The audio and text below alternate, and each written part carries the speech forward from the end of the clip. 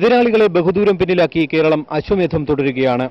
ദേശീയ സ്കൂൾ കായികമേളയിൽ കഴിഞ്ഞ 14 വർഷമായി കേരളത്തിന്റെ സമ്പൂർണ്ണ ആധിപത്യമാണ്. കഴിഞ്ഞ തവണ അമൃത്സറിൽ നടന്ന മീറ്റിനേക്കാൾ 11 സ്വർണം കൂടുതലായി പൂനെയിൽ കേരളത്തിന് നേടാനായി. ട്രാക്കിലും ഫീൽഡിലും മേൽക്കോയ്മ നേടിയ കേരള താരങ്ങളിൽ PU ചിത്രയും മാജിദ നൌറിനും ട്രിപ്പിൾ സ്വർണം കരസ്ഥമാക്കി യഥാർത്ഥ കരുത്ത് കാട്ടി. സീനിയർ താരങ്ങളായ പിന്റോ മാത്യുവും P മെർലിനും ദേശീയ റെക്കോർഡും സ്ഥാപിച്ചു. റിലേയിൽ കേരളത്തിന്റേത് തകർപ്പൻ പ്രകടനമായിരുന്നു. 4x400 മീറ്റർ റിലേയിൽ സമ്പൂർണ്ണ ആധിപത്യം. 4x100 മീറ്റർ റിലേയിൽ സബ് ജൂനിയർ ആൺകുട്ടികളുടേതൊഴിച്ച് 5 സ്വർണം.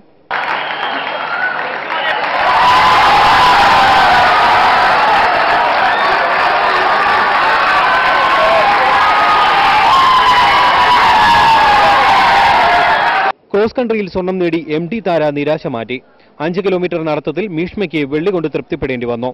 ലോങ് ജമ്പിൽ അൽഖ വിന്നി ജെയിംസും 800 മീറ്റർ ജൂനിയർ വിഭാഗത്തിൽ ജെസി ജോസും ലിജോ മാണിയും സ്വർണം നേടി.